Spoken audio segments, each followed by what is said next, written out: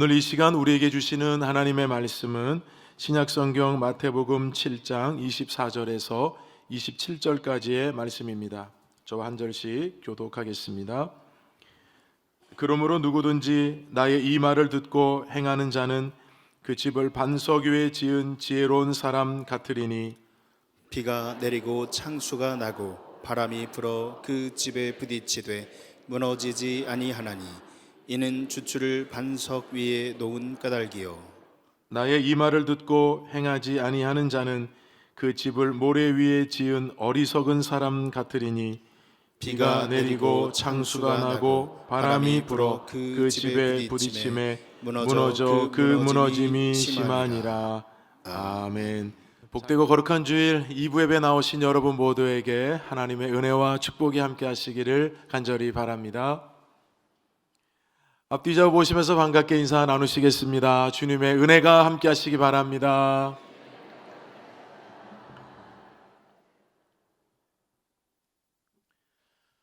한 주간 비가 와도 아주 많이 왔습니다. 그런 가운데서도 하나님께서 여러분 지켜주셔서 감사하고요. 또 계속 폭염과 또 폭우가 번갈아 가면서 지금 좀 이상 기온 현상으로 계속 그렇게 되는 것 같습니다. 여러분, 하나님께서 여러분의 모든 삶의 자리를 평안하게 지켜주시길 바라고 이 나라 민족도 하나님께서 지켜주실 줄로 믿습니다. 오랜 동화 중에 아기 돼지 삼형제, 여러분 다 아시죠? 근데 이 동화의 저자는 영국의 조지프 제이콥스라고 하는 분인데 이 동화가 굉장히 오래됐어요. 18세기까지 거슬러 올라가야 합니다. 그런데 이 동화가 1933년 월트 디즈니에서 애니메이션 영화로 나오면서 많은 사람들에게 알려졌습니다. 내용은 다음과 같죠. 아기 돼지 삼형제가 살고 있었습니다. 첫째 돼지는 게으름이 굉장히 많은 잠꾸러기고요. 둘째는 바이올린을 켜면서 아주 노는 거 좋아하는 돼지고요. 막내 돼지는 엄마를 도울 줄 아는 돼지로 등장을 합니다. 근데 어느 날 엄마가 3명의 돼지를 앉혀놓고 이렇게 말을 합니다. 너희들도 이제는 다 컸으니까 이제 각자 나가서 살아라.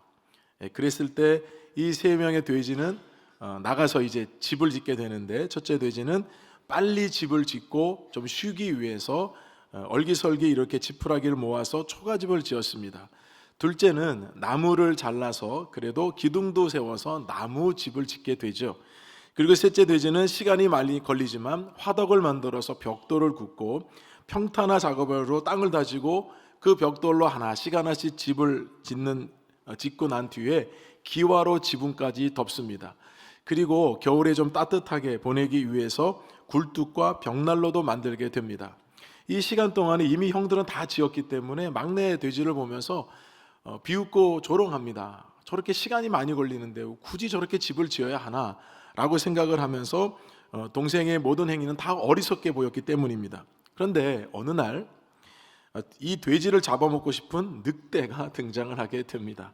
그래서 첫 번째 돼지 집에 가서 바람을 세차게 붑니다. 그랬더니 그 지푸라기를 지었던 초가집은 순식간에 다 날아가 버리고요.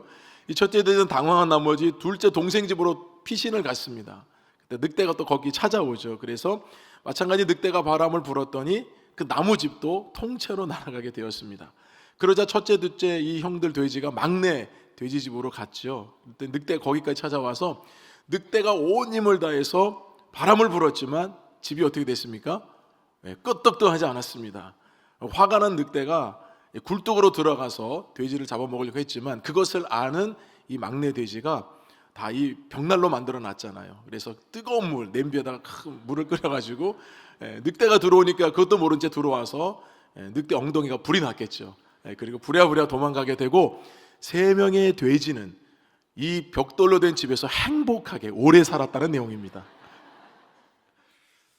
여러분, 이 간단한 동화지만요, 이게 어느 관점에서 보느냐에 따라서 교훈의 내용이 달라집니다. 먼저 이 3마리의 돼지는 엄마가 너희들도 다 컸으니까 나가서 각자 살아라 했을 때 다 순종했습니다. 그리고 어떤 집을 짓고 사느냐는 각자에게 달려있기 때문에 우리는 동화의 끝의 내용을 알지만 초가집으로 지었든 나무집으로 지었든 두 집은 잘못된 것이고 마지막 막내 이 돼지가 지었던 벽돌집만 잘 지은 집이다라고 말할 수 없습니다. 무슨 재료로 지었고 몇 평으로 지었고 어느 위치에 지었느냐, 여러분 그건 중요한 게 아닙니다. 왜냐하면 자신이 원하는 집을 여러분 짓고 살면 되는 거 아니겠습니까? 그런데 돌발 변수가 문제였습니다. 그 돌발 변수는 늑대였습니다. 늑대가 나타나지 않았다면 아마 3명의 돼지는 각자 원하는 집의 모양을 지어놓고 행복하게 잘 살았을 것입니다.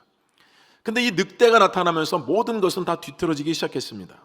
저는 이 동화가 떠올려졌던 이유는 아마도 이 저자가 오늘 성경의 말씀에 영감을 얻어서 이 동화를 만든 것이 아닌가라는 생각이 들었기 때문입니다. 이 동화의 내용이 오늘 본문의 말씀에 핵심적인 내용을 예화로 뒷받침할 만큼의 아주 좋은 예화이기 때문입니다. 자, 그러면 여러분, 우리 오늘 본문의 말씀을 좀 살펴보겠는데요. 오늘 본문의 말씀은 산상수훈의 마지막 부분의 말씀입니다. 예수님께서 산상수훈의 말씀은 마태복음 5장에서 시작을 하셨고 7장까지 계속됩니다. 마태복음 5장 1절 말씀에 보면 이렇게 되어 있습니다. 예수께서 무리를 보시고 산에 올라가 앉으시니 제자들이 나온지라.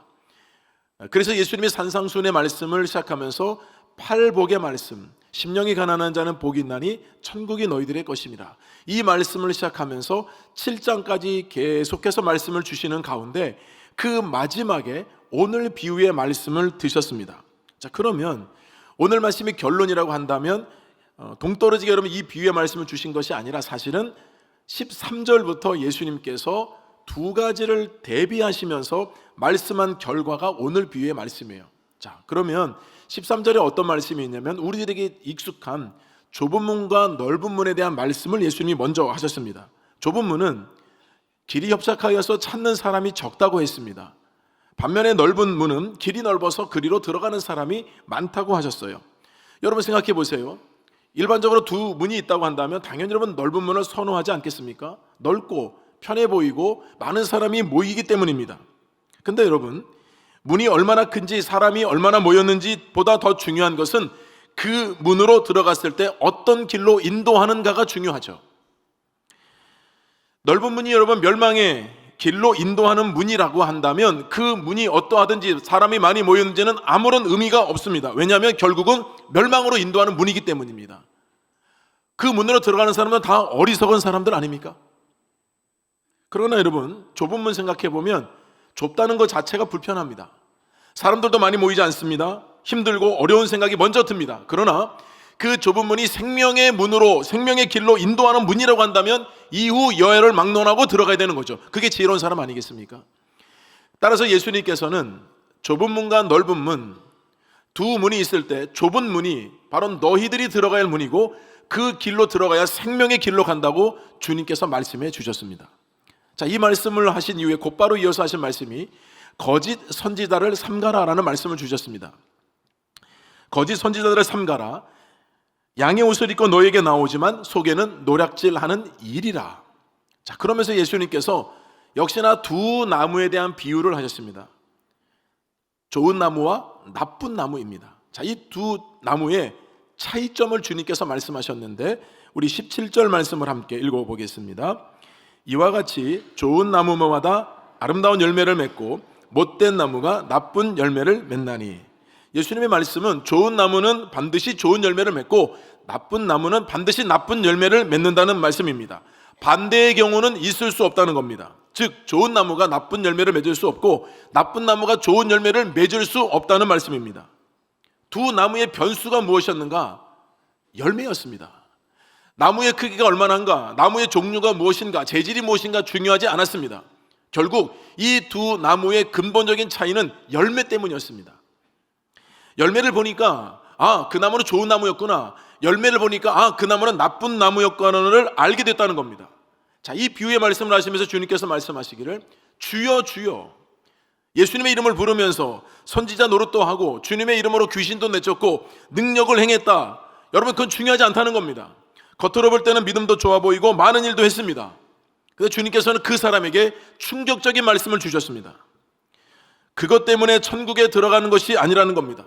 그리고 그런 사람을 향해서 주님 말씀하시기를 나는 너희들을 도무지 모른다. 불법을 행하는 자들아, 여기서 떠나가라. 주님 말씀하셨습니다. 열매가 없기 때문입니다.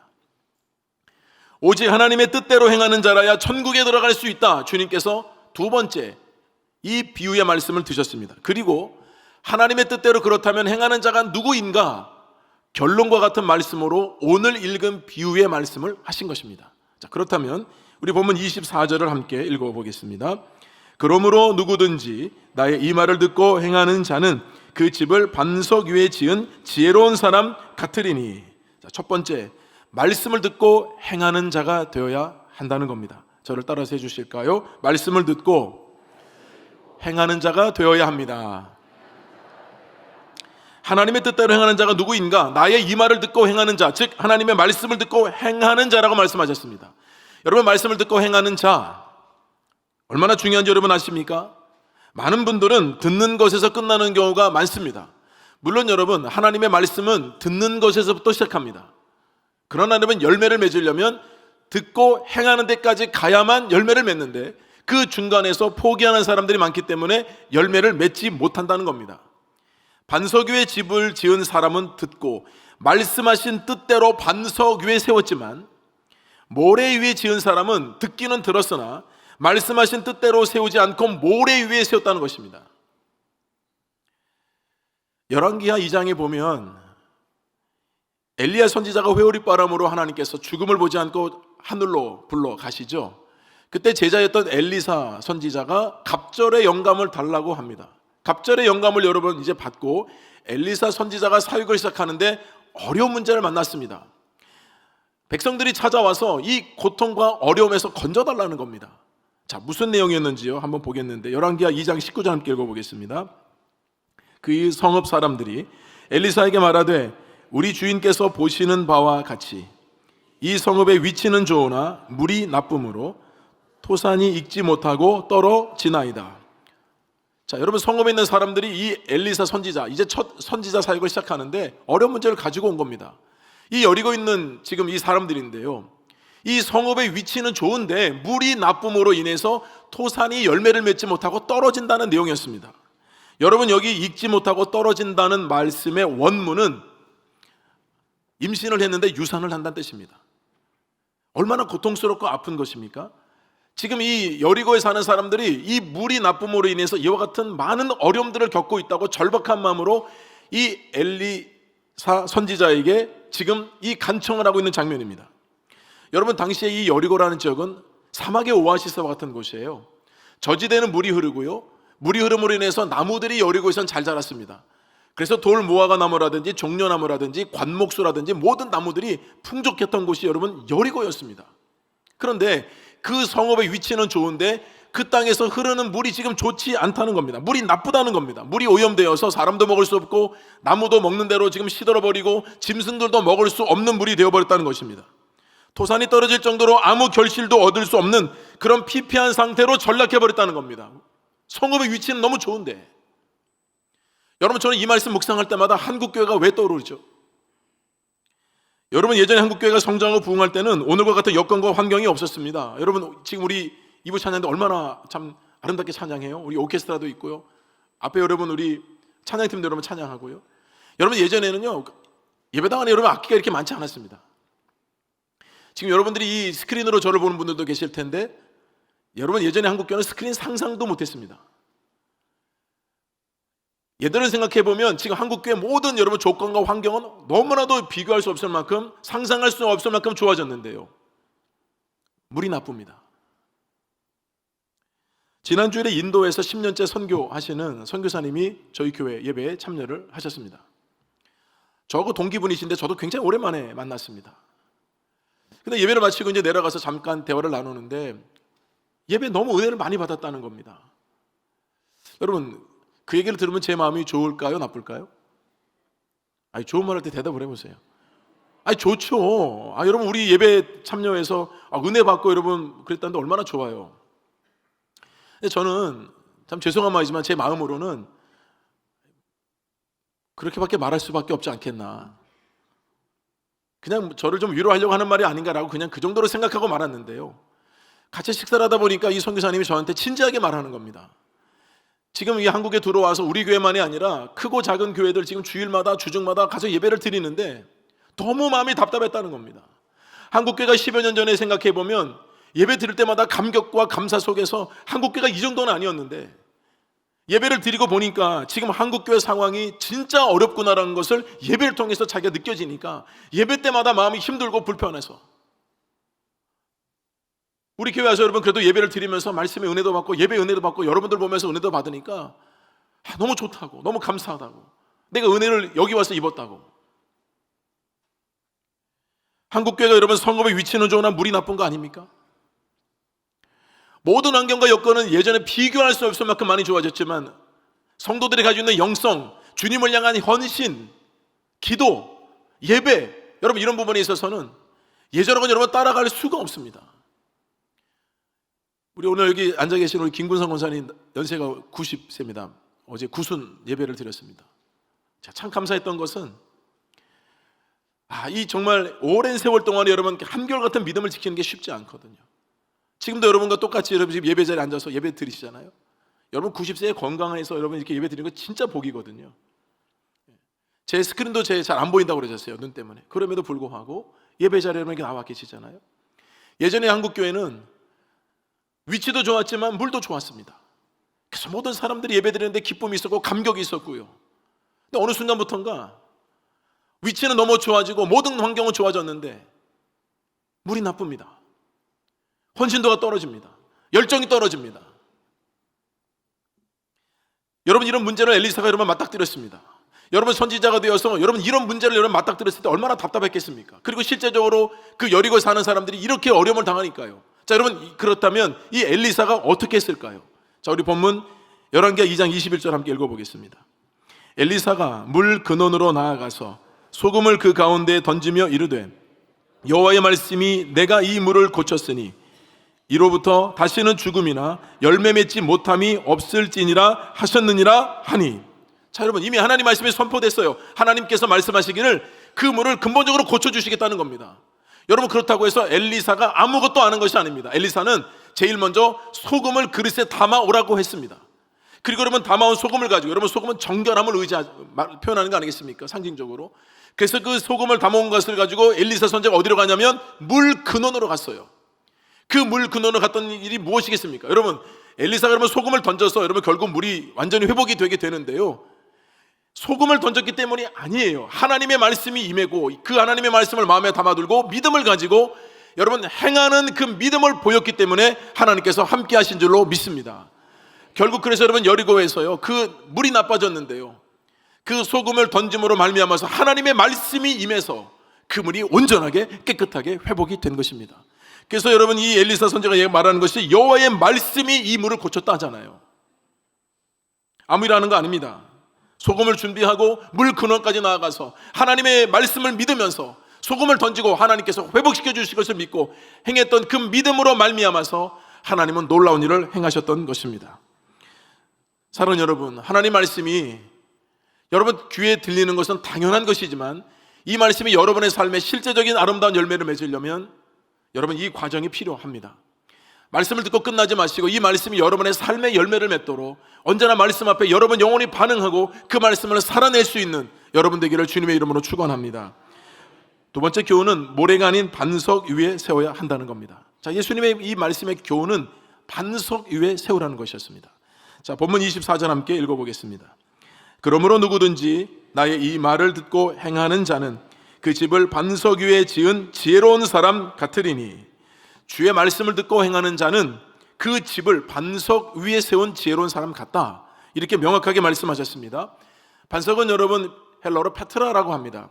반석, 안반, 바위, 여러분 이런 뜻인데요, 가장 높은 지대에 있는 천연 요새를 표현할 때도 페트라라는 단어를 사용을 합니다. 집을 반석 위에 지은 사람은 왜 지혜로운가? 그가 여러분 지형을 잘 보고 땅을 잘 보고 또는 센스가 있어서가 아닙니다. 그는 주님의 말씀을 듣는 것에서 그치지 않고 그 말씀의 진리를 깊이 통찰하고 그것을 반석 위에 짓는 것으로 실행에 옮겼기 때문입니다.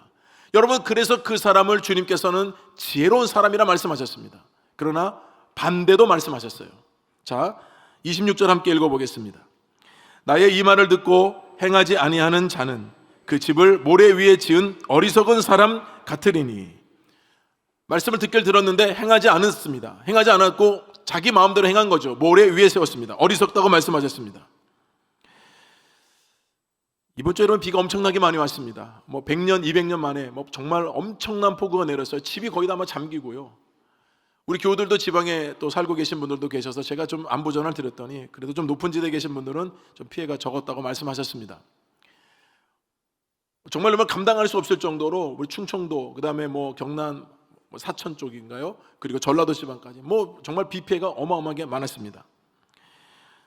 오산에서는 교차로 옹벽이 무너져서 차량을 덮침으로 인명사고가 난 것이 기사가 났습니다. 제가 그 기사를 유심하게 좀 봤던 이유는요, 1년 4개월 전에 옹벽 붕괴가 우려된다는 민원 신고가 있었지만 돌아오는 답변은 문제 없다는 것이었습니다. 지난 3월에도 그것이 우려가 되어서 신고를 한 사람이 있었는데 정밀안전진단에서 문제가 없다고 판단을 받았기 때문에 문제 없다, 답변은 똑같았습니다. 그곳이 사고가 났습니다. 제가 기사를 여러분 쭉 보는데 어떤 다른 전문가가 그 일을 보고 이렇게 글을 쓰셨습니다. 이런 붕괴는 하루아침에 또는 한 번에 비가 많이 온다고 이루어진 것이 아니고 몇 년 동안 쭉 진행돼 발생한 현상으로 보입니다. 겉으로 볼 때는 그 옹벽이 여러분 튼튼하게 보이고 아무 문제 없을 것 같았지만 결국 여러분 오랜 시간 동안에 점점 서서히 그 안에서는 무너지고 있었고 결국에는 이런 많은 비가 오므로 말미암아서 결론적으로 여러분 이렇게 된 것이지 이미 그 시작은 오래전부터 계속되었다는 겁니다. 모래 위에 집을 짓는 사람, 여러분 그런 사람이 있기 때문에 주님 이 말씀 하고 있는 겁니다. 모든 사람이 여러분 반석 위에 짓기를 왜 원하지 않겠습니까? 어떤 사람이 모래 위에 여러분 집을 지으려고 하겠습니까? 일부러 여러분 사람들에게 멋있게 보이려고 여러분 집을 짓는 사람이 어디 있겠습니까? 가뜩이나 모래라고 하면 우리는 해변가가 떠오르잖아요. 여러분 해변가 근처에 모래 위에 여러분 집을 짓는 사람은 없어요. 우리가 어릴 때 모래성 쌓기는 했습니다. 제가 이 모래성 쌓기를 한번 검색해 보니까요, 와, 우리나라에도 그렇고 해외도 그렇고 이게 보통 대회가 있더라고요. 이렇게 어마어마하게 여러분 모래로요 정말 집처럼 쌓아놓고요 정말 근사하더라고요. 정말 집 같으면 살고 싶어요. 여러분 대회에 불과하고요, 여러분 아시겠지만 저렇게 잘 지었어도요 파도가 몰려오고 여러분 바닷물이 여러분 이 모래사장으로 밀려오면 저 모든 지었던 것은 다 순식간에 무너지고 흔적도 없이 사라져 버립니다. 여러분 어릴 때 다 해보셨잖아요. 모래성을 쌓는 것은 놀이이지만 살고자 하는 집을 모래 위에 쌓는다면 여러분 이건 정말 아니지 않습니까? 그런데 인생의 집을 이렇게 짓고 사는 사람들은 정말 없을까요? 혹시 여러분들 중에는 안 계십니까? 주님께서 말씀하신 교훈은 모래 위에 집을 짓고 사는 사람들은 영원하지 않다는 것입니다. 그러나 반석 위에 세운 집은 무너지지 않고 영원하다 하셨습니다. 왜냐하면 그 반석이 예수 그리스도이시기 때문이에요. 예수 그리스도라는 반석 위에 인생의 집을 짓는 사람들, 그 사람들은 주님을 의지하고 그분의 말씀을 삶의 기초로 살아가는 인생들입니다. 그런데 여러분 때로는 믿지 않는 사람들, 다른 사람들을 비교해서 볼 때 그분들은 집도 빨리 짓는 것 같고 멋있고 화려하게 짓는 것 같고 사람의 시선을 끄는 것 같고 그래서 부러울 때가 있습니다. 반면에 내 인생을 돌아보면 굉장히 더디고 느리고 힘들고 답답하고 잘 안 되고 나는 어느 정도 시간이 지나야 저 정도 집을 지으면 살 수 있을까라고 하는 여러분 생각을 할 때가 있죠. 그런데 여러분 주님께서 말씀하시는 것은 그 집이 얼마나 큰지, 얼마나 멋있는지, 얼마나 화려한지 그것은 하나도 중요한 게 아니라 말씀하신 겁니다. 그 집이 어느 기초 위에 세워지고 있는가. 사람들이 볼 때 여러분 초라한 집일지라도 그 집이 반석 위에 세워지고 있다면 그 집은 영원하다고 주님 말씀하고 계신 것입니다. 그래서 여러분 결코 여러분들이 주눅들 필요가 전혀 없어요. 여러분들이 다른 사람들보다 내가 만들고 있는 이 집은 많은 것이 포함된다고 한다면 다른 사람들에 비하면 나는 인생을 열심히 살고 정말 최선을 다해 살았지만 보잘것없는 것 같고 아무것도 아닌 것 같고 초라해 보이고, 여러분 그러나 주눅들지 마십시오. 낙심하지 마십시오. 왜냐하면 여러분들이 바로 이 주님, 반석 되시는 주님의 위에 여러분의 인생이 지금도 지어져 가고 있기 때문입니다. 그렇다면 주님께서 여러분들의 집을 붙들어 주셔서 영원히 흔들리지 않는 그 집으로 세워지실 줄로 믿습니다. 그래서 오늘 우리가 찬송했잖아요. 잘 짓고 잘 지세 우리 집 잘 지세 만세 반석 위에다 우리 집 잘 지세.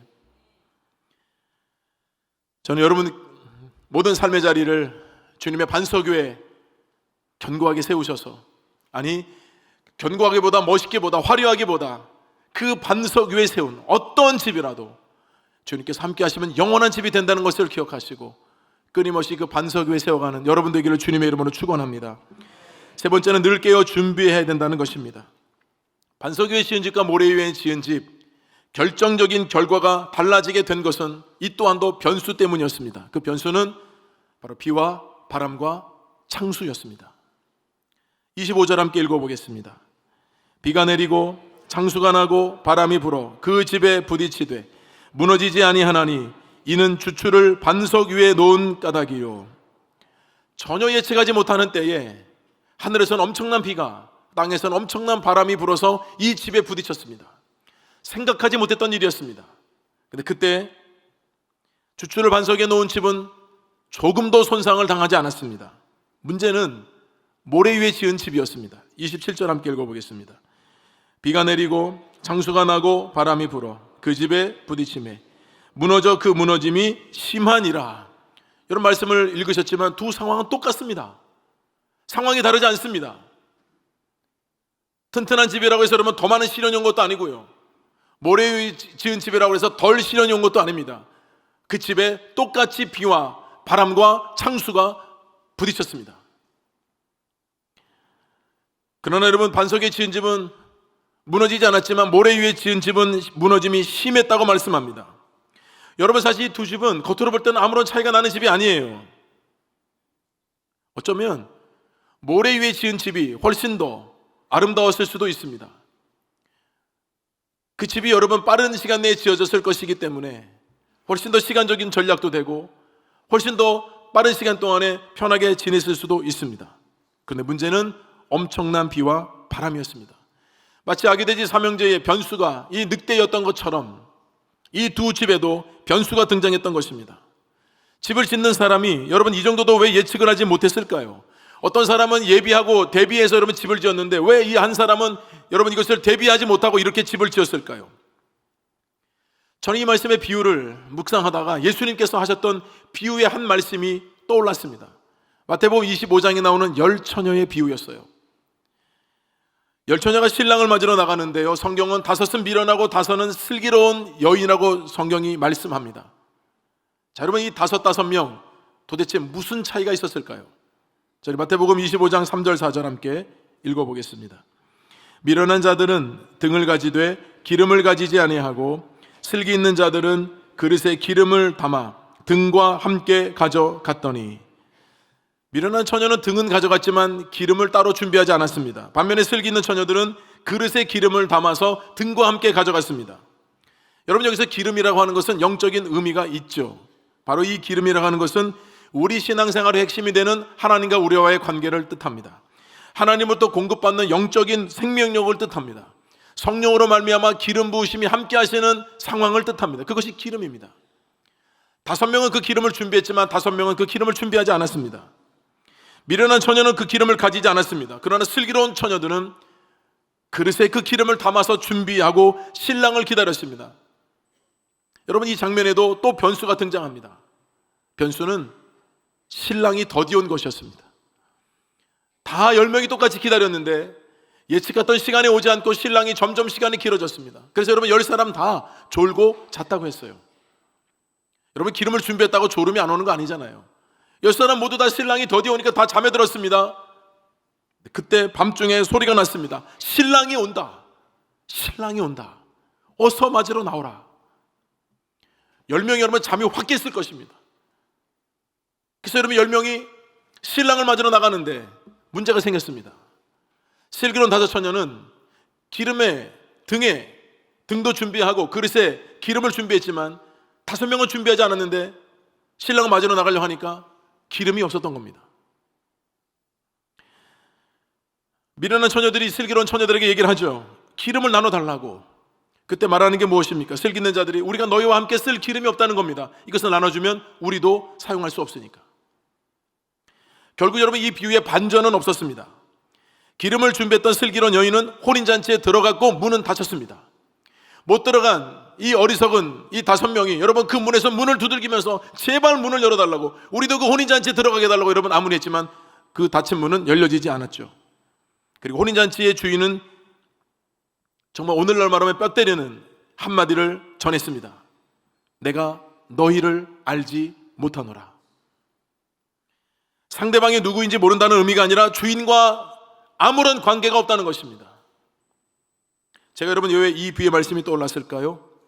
오늘 본문의 말씀 또한도 비가 내리고 바람이 불고 창수가 나고, 여러분 이런 것들을 준비하지 못함으로 이런 차이가 났기 때문입니다. 만약에 비와 바람과 창수가 나지 않았다고 한다면 반석 위에 지은 집이나 모래 위에 지은 집이나, 어쩌면 여러분 모래 위에 지은 사람이 훨씬 더 지혜롭다고 칭찬을 받았을 수도 있습니다. 문제는 비와 바람과 창수가 났기 때문에, 그것이 집에 부딪혀 왔기 때문에 오히려 그 오랜 세월 동안에 참고 견디고 인내하며 그렇게 여러분 집을 지었던 사람은 오히려 여러분 빛이 드러났지만, 빨리 지었다고 쉬고 싶었던 사람, 그걸 자랑으로 여겼던 사람은 한순간에 나락으로 떨어지게 되었다는 겁니다. 여러분, 우리가 인생의 집을 지을 때 주님을 계산하지 않는 경우가 많습니다. 우리 삶의 인생에 주님을 계산한다고 해도 주님을 수단이나 도구로 여길 뿐, 주님을 기초로 삼고 주님께서 내 인생의 집을 붙들고 계시다는 사실을 잊고 살 때가 많은 겁니다. 그래서 여러분, 우리가 인생의 집을 지을 때 내가 하나님의 말씀을 붙들고 하나님의 뜻대로 살기를 원해서 여러분 애쓰고 살아가지만, 오히려 믿지 않는 사람들이 더 잘 사는 것 같고, 신앙생활 적당히 하는 사람들이 더 잘 되는 것 같고, 여러분 이럴 때는 위축도 되고 속상하기도 하고, 내가 가진 믿음이 얼마나 효력이 있는가, 여러분 그렇게 생각할 때도 있지 않습니까? 주님이 왜 이 부의 말씀을 주셨을까요? 주님은 화려한 집, 평수가 큰 집, 넓은 집 언급하지 않으셨습니다. 그 집이 크든 작든 어디에 세워져 있는가? 반석 위에 세워져 있다면 아무리 적은 집이라도 그 집은 영원한 집입니다. 아무리 큰 집이라 할지라도 모래 위에 지은 집은 그 집은 영원하지 않다는 것이 주님의 말씀입니다. 우리 삶에도 여러분 변수가 생깁니다. 비가 오고 바람이 불고 창수가 부딪힙니다. 내 믿음이 별거 아닌 것 같았지만 주님을 위해서 살았던 삶, 주님을 위해서 드렸던 그 헌신, 여러분 그 믿음의 기초가 여러분 있기 때문에 어떤 바람이 몰려온다 할지라도 그때일수록 오히려 내 믿음이 더욱 견고해지고, 내가 정말 내 삶이 주님의 반석 위에 서 있기 때문에 내가 이 정도까지는 흔들리지 않는구나, 무너지지 않는구나. 여러분 그것을 우리가 경험하게 되지 않습니까? 신앙적인 삶은 여러분 집을 짓는 것과 같고요, 자녀 양육도 집을 짓는 것과 같고요, 사업도 집을 짓는 것과 마찬가지입니다. 저는 목회도 집을 짓는 것이라 생각합니다. 본질을 붙들고 본질에 충실할 때 교회는 세상이 감당하지 못하는 교회가 되는 것입니다.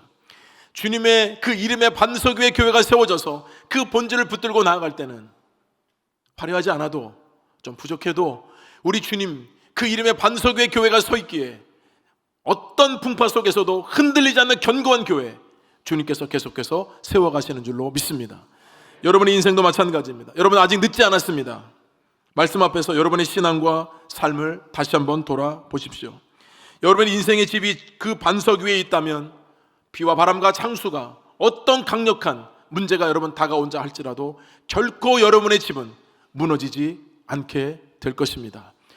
반석 되시는 주님께서 그 집을 견고하게 붙들고 계시고 그 시련과 문제와 환난 또한도 넘어설 수 있는 믿음을 주시기 때문입니다. 인생의 집을 여러분 정말 잘 짓고 살아가고 있는지, 내 집은 정말 견고한지, 이런 비와 바람과 창수가 났을 때 내 집은 어느 정도 흔들렸고 혹시 무너짐은 없는지 잘 살펴본다면 어쩌면 여러분의 인생에 가장 복된 이 말씀이 저는 되지 않을까 싶습니다.